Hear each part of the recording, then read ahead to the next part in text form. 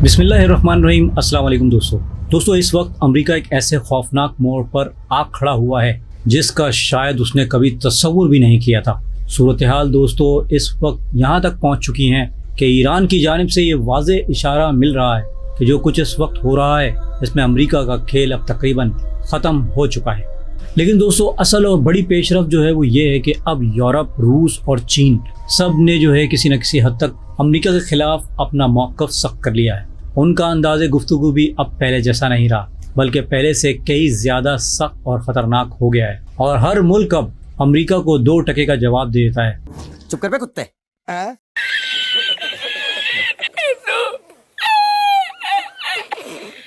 अब एक और बड़ा फैसला दोस्तों सामने आ रहा है। ट्रम्प ने पहले ये कहा था कि वो जर्मनी से तकरीबन 5000 फौजी जो है वो अपने निकाल रहे हैं, लेकिन दोस्तों अब जो खबरें आ रही हैं वो अमेरिका के लिए बहुत ही ख़तरनाक हैं। फ्रांस, इटली और यूरोप के बेशतर इलाकों में मौजूद अमरीकी फौजी अड्डे दोस्तों खाली किए जा रहे हैं। अमेरिका अपनी फौज वहां से वापस बुला रहा है और आहिस्ता आहिस्ता पूरे ही यूरोप से अमरीकी फौजी मौजूदगी ख़त्म करने की तैयारी की जा रही है। ये अमेरिका के लिए इतनी बड़ी और ख़तरनाक सूरत हाल है कि पेंटागन ने सर जोड़ लिया है। इस वक्त वो ये कह रहे हैं कि अगर एक जगह से फौज निकली तो फिर याद रखिए फिर कहीं भी अमरीकी अड्डे महफूज नहीं रहेंगे, फिर दुनिया के हर हिस्से में अमरीकी अड्डे खाली हो जाएंगे। देखिए दोस्तों इस वक्त एक बहुत बड़ा खेल खेला जा रहा है। ईरान की जंग की वजह से अमेरिका कमज़ोर होता जा रहा है और यूरोप ने भी अमेरिका को साफ तौर पर यह कह दिया है कि वो ईरान के खिलाफ उनके जो फौजी अड्डे हैं वो इस्तेमाल नहीं करने देगा। और ये मामला सिर्फ दोस्तों यहाँ तक महदूद नहीं रहा, अब तो पूरे यूरोप से अमेरिका के इनखला की बातें हो रही हैं। अब सवाल ये है कि अमेरिका चाहता क्या है। अमेरिका ये चाह रहा है कि अगर यूरोप ने उसका साथ नहीं दिया तो वो मुस्तकबिल में रूस के साथ मिलकर यूरोप के खिलाफ खड़ा हो सकता है। अब दोस्तों आप यहाँ ये सोच रहे होंगे ये कैसे मुमकिन है। बिल्कुल मुमकिन है दोस्तों, जंग और मोहब्बत में सब जायज़ है और ट्रम्प के दौर में दोस्तों हर चीज़ ही मुमकिन समझी जा सकती है। इस वक्त पेंटागन शदीद परेशानी में है, फौज भी परेशान है और अमेरिका की साख भी बुरी तरीके से मुतासर हो चुकी है। ईरान की जंग ने अमेरिका को कहीं का नहीं छोड़ा। अब अगला मरहला जो है वो इससे भी ज़्यादा खतरनाक है। अब ईरान ने यह फैसला किया है कि वो अमेरिका के साथ नहीं बल्कि एक बिल्कुल अलग सतह पर खलीजी ममालिक से बात करेगा। अमेरिका के लिए सबसे ख़तरनाक बात यह है कि अब ये गुफ्तगू किन ममालिक से हो रही है दोस्तों? कतर से, सऊदी अरब से, मुत्तहिदा अरब इमारात से, बहरीन से और कुवैत से। ये सब ममालिक जंग के हवाले से अब ईरान से बराह रास्त बात करने जा रहे हैं और ईरान ये कह रहा है कि वो खित्ते के लिए एक नया निज़ाम लेकर आ रहा है। इस निज़ाम का मतलब ये है दोस्तों हम आपके साथ अच्छे पड़ोसी की तरह रहना चाहते हैं और इसके लिए ऐसा तरीक़ाकार बनाया जाए कि अमेरिका के जो फ़ौजी अड्डे हैं यहाँ से ख़त्म हों ताकि बाद में हमें इसी वजह से मज़ीद मसाइल का सामना ना करना पड़े।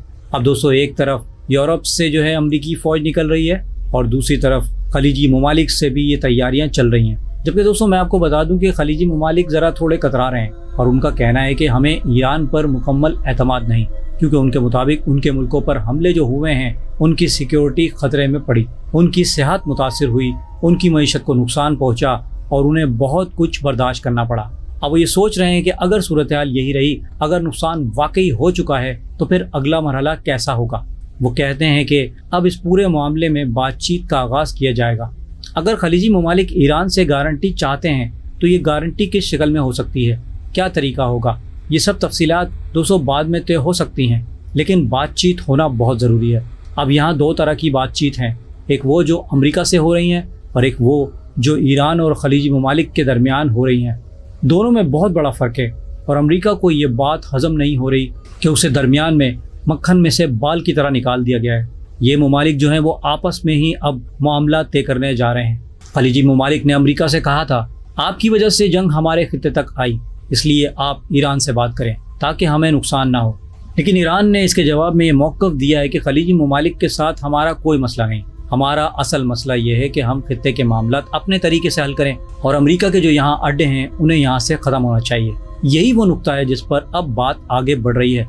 यानी अगर अमेरिका के अड्डे यहाँ से ख़त्म हो जाते हैं तो ईरान खलीजी ममालिक से ये कह रहा है आप लोगों को मुझसे डरने की ज़रूरत नहीं, मुझसे कोई मसला नहीं, आप इत्मीनान रखें, आपकी सिक्योरिटी, आपकी मईशत और आपके निज़ाम कार के लिए एक मुनासिब तरीका बनाया जाएगा। जाहिर है दोस्तों खलीजी ममालिक को भी अपना मफाद देखना है, अपनी हिफाजत और अपना निज़ाम मजबूत करना है और इसके लिए वो किस से बात करेंगे? चीन से भी और रूस से भी। क्योंकि उन दोनों मुल्कों के अलावा इस वक्त कोई और ऐसी मजबूत गारंटी देने के लिए तैयार नहीं। तो दोस्तों सारा मामला ये है कि ये पूरा मरहला अमेरिका के लिए तबाहकुन बनता जा रहा है। उसे ये लग रहा है कि उसे बाईपास कर दिया गया है, उसे दरमियान से हटा दिया गया है और अब तमाम फैसले उसके बगैर हो रहे हैं। अमेरिका यूरोप से भी जा रहा है और ताइवान वाले मामले में भी उसकी गिरफ्त कमज़ोर पड़ रही है। अब सवाल ये है कि अमेरिका क्या करेगा। पेंटागन ने ट्रंप से साफ कह दिया है कि आप यहाँ से जा रहे हैं और आपके जाने के बाद आहिस्ता आहिस्ता दूसरे इलाके से भी आपको निकालने की तैयारी हो गई है। फिर आप क्या करेंगे? ये अमेरिका के लिए बहुत बड़ा चैलेंज बन चुका है। अगर वो यहाँ से निकलते हैं, अगर वो इस सारी सूरत हाल में पीछे हटता है तो हालात इतने ज़्यादा ख़राब हो जाएंगे कि उनका अंदाज़ा लगाना भी आसान नहीं। अमेरिका असल में उसी बात से परेशान है, लेकिन ट्रंप एक और बात पर भी गुस्से में है। गुस्सा इसलिए है कि यूरोप ने उसका साथ क्यों नहीं दिया, यूरोप ने ईरान के खिलाफ उसका साथ क्यों नहीं दिया, यूरोप ने अपनी फ़ौज ईरान की लड़ाई में क्यों नहीं भेजी। इसलिए अब ईरान ने जो शर्तें रखी हैं वो दोस्तों बहुत अहम है। देखिए, ईरान न्यूक्लियर मामले पर बात करने के लिए भी तैयार है, लेकिन उसकी पहली शर्त यह है कि उसके मुंजबित असासे वापस किए जाएं, उसका पैसा लौटाया जाए, जो नुकसान उसका हुआ है उसकी तलाफी भी की जाए। उसके बाद ही न्यूक्लियर मामले पर बात होगी। और जाहिर है अगर पाबंदियां हट जाती हैं, अगर ईरान को उसका हक मिल जाता है तो ये ईरान के लिए बहुत बड़ी कामयाबी होगी। ये सिर्फ पाबंदियों का मामला नहीं है दोस्तों, बल्कि एक बड़ी सिफारती और सियासी फतह बन जाएगी। अब अमेरिका कितनी देर तक ये सब संभाल पाता है ये कहना दोस्तों मुश्किल है, लेकिन इसराइल के हवाले से ये सूरत हाल बहुत ख़तरनाक है।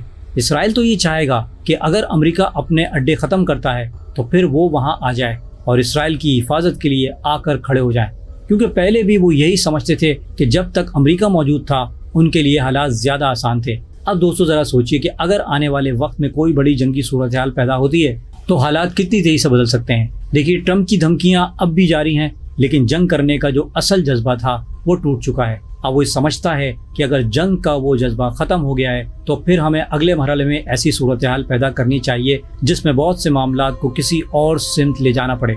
यानी अंदाज़ा करें, जंग के लिए अब ना तो मुकम्मल हिमायत है, ना खलीजी ममालिक की हिमायत, ना यूरोप की, और ना ही अमेरिका के अंदर मजबूत सियासी इत्तफाक़ी राय मौजूद है। मिड टर्म इलेक्शन सर पर हैं। रूस ने पहले ही वार्निंग दे दी है। चीन भी ये कह रहा है कि हम आपकी पाबंदियां बर्दाश्त करने को तैयार नहीं, और उसने अपनी कंपनियों को भी कह दिया है कि वो धड़ाधड़ ईरान से तेल खरीदें, कोई मसला नहीं है। और दोस्तों इस वक्त ईरान भी पूरी तरीके से तैयार बैठा है। उसके मिसाइल खतरनाक हैं और उसकी बहरी ताकत पहले जैसी मौसर ना सही, लेकिन अमरीकी मंसूबों को वो बुरी तरीके से अब भी मुतासिर कर सकते हैं।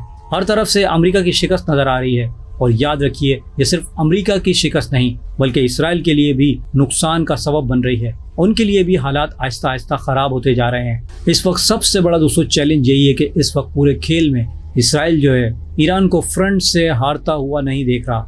आने वाले वक्त में अमरीका जो कुछ देख रहा है, इसमें एक निहायत अहम नुक्ता ये है कि अमरीका की बरतरी, उसकी बालादस्ती, अब उसकी पुरानी ताकत जो है दोस्तों वो अब हमेशा के लिए ख़त्म होती नज़र आ रही है। चीन जो है वो दोस्तों इस वक्त बहुत तेज़ी से अपने असासे और कर्जे बेच रहा है। चीन जो है दोस्तों अमरीकी ट्रेजरी बॉन्ड तेज़ी से फ़रोख्त कर रहा है। वो कोई नर्म रवैया इख्तियार नहीं कर रहा। ये अमरीकी मईशत के लिए एक बहुत बड़ी काली ज़रब है और इसका दबाव डॉलर पर भी पड़ता जा रहा है। अमरीका के लिए बहुत परेशान कुन बात है और चीन भी अब उसे घेरना शुरू कर चुका है। ये बात दोस्तों याद रखिएगा कि अगर ये जंग रुकती है तो ऐसा ही लग रहा है कि ये ईरान की शराइत पर ही रुकेगी। ईरान अपनी शराइत मनवाएगा और बहुत कुछ हासिल करेगा। उसके बाद पेट्रो डॉलर का निज़ाम भी दोस्तों वो ख़त्म होता नज़र आ रहा है, और अगर ऐसा हुआ तो ये अमरीकी निज़ाम के ज़वाल की शुरुआत होगी, और ये ज़वाल इतना बड़ा होगा कि इसका तसव्वुर करना भी दोस्तों बहुत मुश्किल है।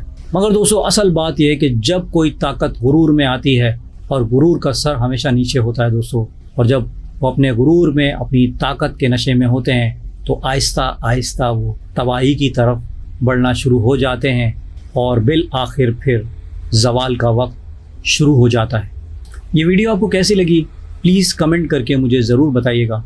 और दोस्तों आपके एक कमेंट से मुझे बहुत सपोर्ट मिलती है, और अगर आपको मेरी वीडियो अच्छी लगी है तो इसे लाइक और शेयर करना भी ना भूलिएगा, और मज़ीद ऐसी वीडियोज़ के लिए मेरे इस चैनल को सब्सक्राइब कर लीजिए।